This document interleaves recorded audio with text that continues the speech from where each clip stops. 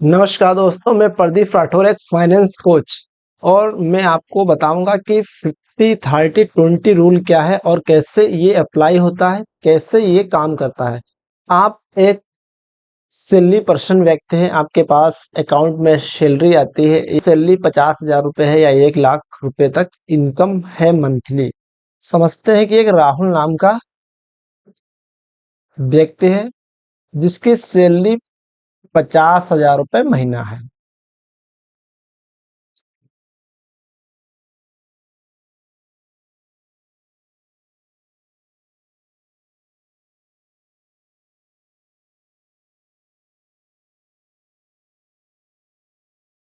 Monthly income salary से 50,000 रुपये महीना राहुल कमाता है।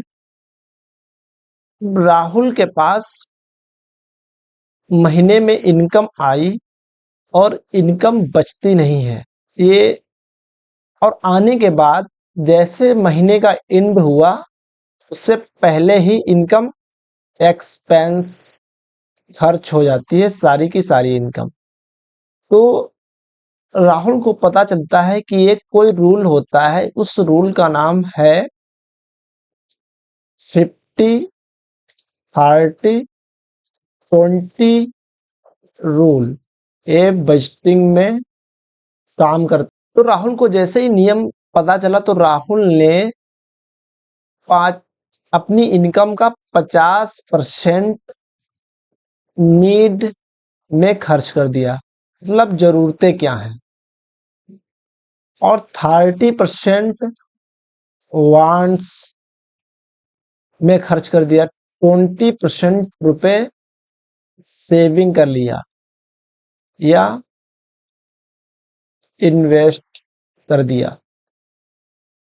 राहुल को जब दोस्तों ये रूल पता चला तो राहुल बहुत खुश है इस रूल को जानने के बाद, क्योंकि पहले राहुल के पास जैसे ही 50,000 रुपए की इनकम आती थी और सारी की सारी इनकम खर्च हो जाती थी, कुछ भी हाथ नहीं। ये नीड क्या है, वांट्स क्या है, चाहत जरूरतें क्या है, सेविंग मतलब पैसा भी बच रहा है। यदि आप अपनी जरूरतों को, चाहतों को कम करते हैं तो ये सेविंग आप 30% कर सकते हैं। कौन कौन सी चीजें नीड्स में आती हैं, कौन सी वांट्स जरूरतें होती है, कौन सेविंग में कहाँ कहाँ आप पैसे को सेव कर सकते हैं। तो सबसे पहले हम पीडीएफ को खोल लेते हैं। जैसा कि आप दोस्तों देख रहे हैं फाइनेंस फ्रीडम ब्लूप्रिंट। आपको फाइनेंस में फ्रीडम पानी है तो उसी का ये ब्लूप्रिंट दिया गया है। फाइनेंस में आप इन चीजों को समझ गए तो आप पैसे को अपने सेव कर पाएंगे। ये क्या रूल है, अपनी मंथली इनकम लिखें। आपकी मंथली इनकम कितनी है। आप सैलरी पर्सन है तो आपको पता है कि आपकी मंथली इनकम 50,000 रुपए है, 20,000 रुपए है या 1 लाख रुपए, कितनी कम या ज्यादा हो सकती है। लेकिन आप डेली, वीकली कितना खर्च करते हैं, कहाँ कहाँ पे खर्च करते हैं, तो आप उस एक्सपेंसेस खर्च को लिखें। तो आप रुपए खर्च कर रहे हैं तो रोज की रोज आप अपनी डायरी को मेंटेन कर रहे हैं और फाइनेंशियल फ्रीडम ब्लूप्रिंट तैयार कर रहे हैं। उसके बाद में इच कैटेगरी के टोटल और परसेंटेज चेक करें। आप ये परसेंटेज चेक कर सकते हैं कि कितना परसेंट में नीड्स में खर्च कर रहा हूं, कितना वांट्स में, और कितने परसेंट में सेविंग कर रहा हूं। Saving ratio of leverage. आपकी जैसे ही सैलरी आई वहां पे क्या क्या लीकेज है, कहाँ कहाँ से रुपए का बहाव हो रहा है, आप इन नीड से समझ सकते हैं, वांट से समझ सकते हैं। तो सबसे पहले मैं बात कर लेता हूँ नीड्स की। ये कौन कौन सी आपके 50% नीड्स हो सकते हैं, आपकी जरूरतें हो सकती हैं। सबसे पहले मैं बात कर लेता हूँ रेंट की। इलेक्ट्रिसिटी बिल, ये आपकी नीड्स है, 50% में इंक्लूड होंगी। वाटर बिल, ग्रोसरी, मतलब ग्रोसरी मतलब फूड के आइटम हो गए जितने भी हैं, कुकिंग गैस, ट्रांसपोर्ट, आप कहीं आना जाना आपका लगा, उसमें आपका किराया भी आ जाएगा। फ्यूल तेल, बस पास, हेल्थ इंश्योरेंस, आपने कोई हेल्थ इंश्योरेंस करा रखा है तो उसकी monthly premium, medical expenses, medicine या डॉक्टर का खर्चा, school fees, loan EMI, phone bill. Loan EMI में आपका घर आ जाएगा, कार लोन आ जाएगा, phone bill, post paid, internet, basic clothing, मतलब आप कोई कपड़े उपड़े खरीदते हैं अपने घर के लिए, अपने लिए, वो प्रॉपर्टी टैक्स, एनुअल टैक्स हो गया, होम मेंटेनेंस। होम मेंटेनेंस में आपके घर की रिपेयरिंग होनी है, पेंटिंग होनी है, क्लीनिंग होनी है, ये सब आपकी नीड्स हैं। Water filter maintenance, security safety, alarm system, garbage, municipal monthly fees, मतलब आपने कोई अपना सिक्योरिटी गार्ड भी रखा है तो उसकी भी फीस आपको देनी पड़ेगी। Assessment, subscription, software for work, child care, बच्चा तो उसके लिए भी खर्चा पानी, petrol diesel, public transport, household help, internet work, wifi, food delivery, emergency एकोलेशन। ये आपकी नीड्स हो गई। अब मैं बात करता हूँ वांट्स में आपकी क्या। ये 30% आपकी dining out, restaurant, lunch dinner. आप लंच डिनर रेस्टोरेंट में जाके करते हैं, ये आप लग्जरी सिस्टम अपनाते हैं कि मुझे आज शौक है, मैं रेस्टोरेंट में खाना खाऊंगा या लंच करूंगा या शाम का खाना डिनर करूंगा। मूवी देखने जाना, cinema ticket, streaming service, Netflix, prime आपने ले रखा तो ये आप चाहते हैं कि मुझे देखना है। वेकेशन पे आपको कहीं घूमने जाना है, वीकेंड ट्रिप है। हॉबी आपकी कोई हो सकती है जैसे painting, music, gym, yoga, fitness classes, fashion cloth, आप फैशन क्लॉथ ले सकते हैं, या गजट्स आपके लेटेस्ट फोन, एप्पल का फोन है उसको सेल कर देते हैं बहुत कम दामों में, नया वर्जन ले लेते हैं, या कोई बढ़िया वॉच आई तो उसको परचेज कर लेना। चॉकलेट हो गया, आइसक्रीम हो गया, कॉफी, टी आउट, कैफे में आप जाके ड्रिंक्स करते हैं, ब्यूटी सैलून में जाके आप हेयर कट कटाते हैं या ब्यूटी चेहरे को करवाते हैं। सब्सक्रिप्शन बॉक्स हो गया मंथली।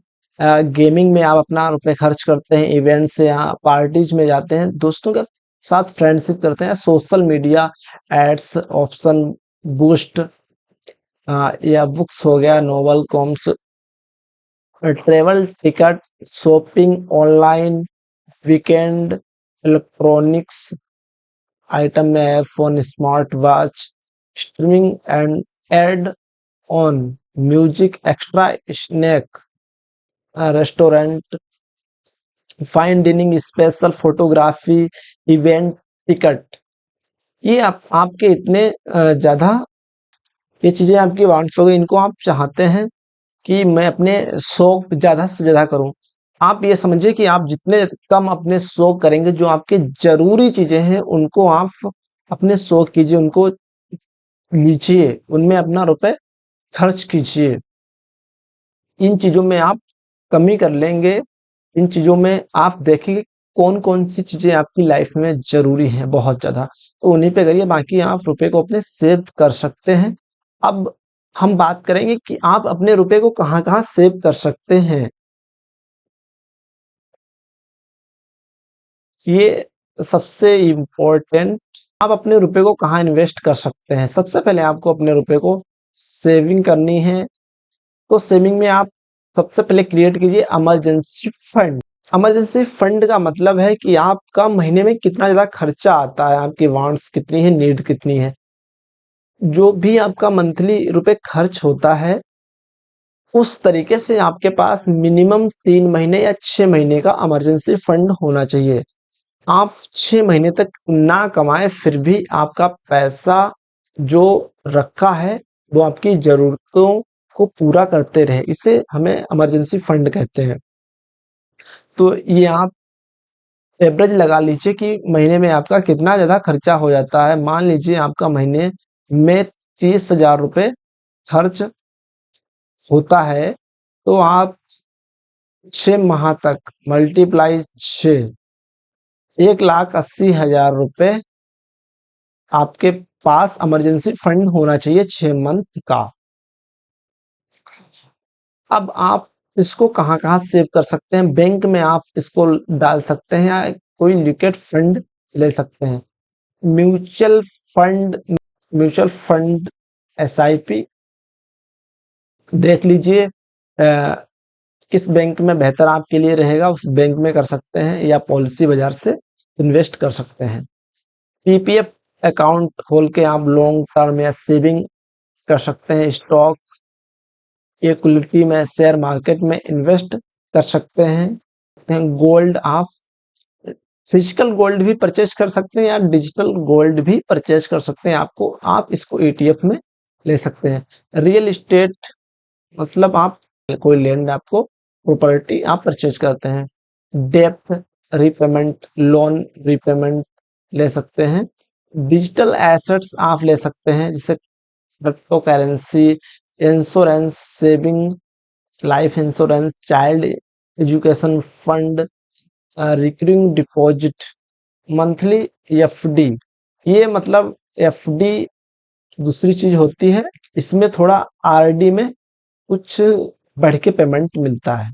एफडी में मान के चलिए 6.5% आपको एनुअल ब्याज मिलता है और आरडी में कुछ ज्यादा मिलता है, लगभग 7% आपको इंटरेस्ट मिलेगा।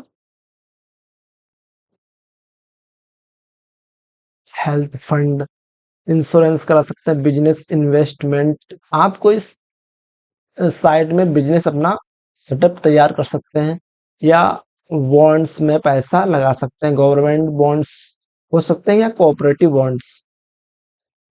ईटीएफ में, एक्सचेंज ट्रेड फंड में डाल सकते हैं। फिक्स डिपॉजिट, एफडी कर सकते हैं। कोई स्किल्स आप डेवलप कर सकते हैं, स्किल्स डिप्लोमा कोई सीख सकते हैं। कहा गया है कि आप किसी चीज में इन्वेस्ट करते हैं तो सबसे पहले आप कोई स्किल्स सीखिए, उसमें अपने पैसे को इन्वेस्ट कीजिए। इससे ज्यादा कोई भी चीज आपको ग्रो नहीं देती है। Dividends, stocks, crowd funding, startup, small investment, travelling fund,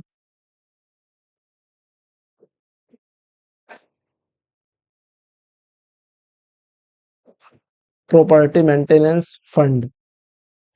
तो आप दोस्तों अब समझ गए होंगे कि आप अपने पैसे को कहाँ कहाँ इन्वेस्ट कर सकते हैं। और सबसे पहले आपको ये जानना जरूरी है कि आपकी कौन सी नीड्स हैं और कौन कौन सी चीजें आपकी वांट। नीड और वांट से अपना पैसा जितना ज्यादा सेव कर पाएंगे, उनसे बचा पाएंगे, उतनी ही ज्यादा चीजों को आप इन्वेस्ट कर पाएंगे। दोस्तों आपको हमारा वीडियो कैसा लगा कमेंट जरूर करें और शेयर सब्सक्राइब चैनल को जरूर कर लीजिए, क्योंकि मैं इतने बेहतरीन वीडियो आपके लिए बना के देता हूँ।